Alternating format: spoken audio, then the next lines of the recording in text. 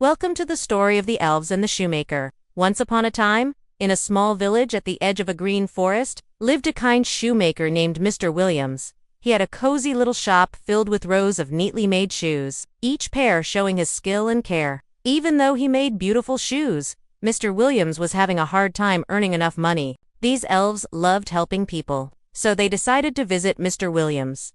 One winter evening, as the first snowflakes fell, Mr. Williams sat by his fireplace, deep in thought, with quick fingers and happy laughter. They used their magic to turn the leftover leather into the most beautiful pair of shoes the village had ever seen. He looked at the few pieces of leather he had left and sighed. "I wish I had enough material to make one more pair of shoes," he said, worried. Deep in the forest, a group of magical elves called the Merry Shoemakers heard his wish. He wanted to find out who was helping him, so he decided to stay awake and catch them in the act. He clapped his hands and said, "I've been helped by the Merry Shoemakers." The elves stopped, surprised. They knew he was there, and decided to show themselves. He continued to make and sell the magical shoes in his shop. The Merry Shoemakers visited him now and then to make more shoes, bringing comfort and happiness to everyone. That night, while the moon shone over the village, the Merry Shoemakers sneaked into Mr. Williams' shop. When Mr. Williams came into his shop the next morning,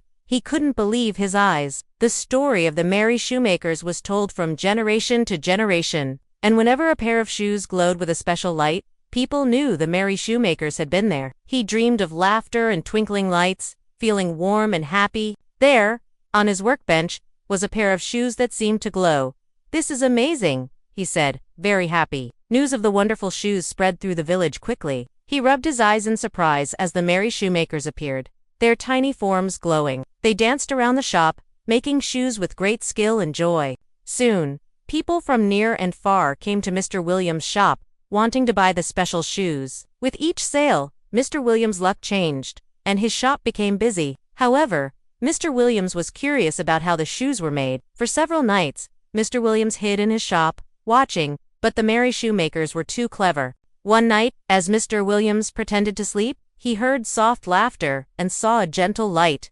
Mr. Williams couldn't stay quiet any longer. "We heard your wish and felt your kindness," said their leader, a merry elf named Alara. "It makes us happy to see you succeed." Touched by their words, Mr. Williams thanked the Merry Shoemakers for their help and promised to keep their secret. As time passed, the shoemaker's shop became very successful, and his heart was full of joy. And so, in the heart of the village, a kind shoemaker and a group of helpful elves became friends, showing everyone the power of kindness and generosity. As the moon rose high in the night sky, lighting up the village, Mr. Williams closed his shop and went to his cozy cottage. The end.